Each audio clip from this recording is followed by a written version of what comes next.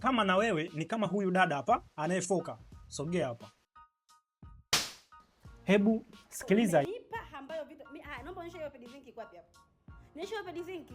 Yaani sijui una shida gani we dada? Kila nikimtuma mtoto. Nisikilize kwa umakini. Watu wengi wanachanganya kati ya proprietary name au business name pamoja na actual drug name.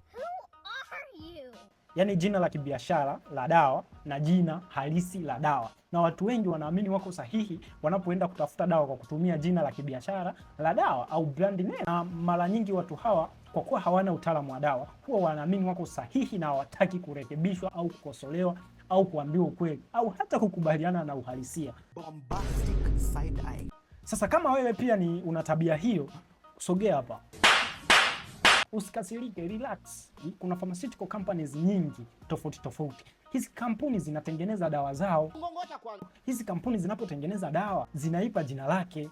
Ili la kuzipa jina lao ni ili ijitofautishe kwenye market, lakini pia iwe rahisi kwa watu kutambua dawa yao. That's why haya majina ambayo ni brand name huwa ni rahisi kukumbukika na ni rahisi kutamkika, kwa sababu kiuhalisia scientific names za hizi dawa ni ngumu mno, kwa mtu wa kawaida hawezi kukalili kirahisi.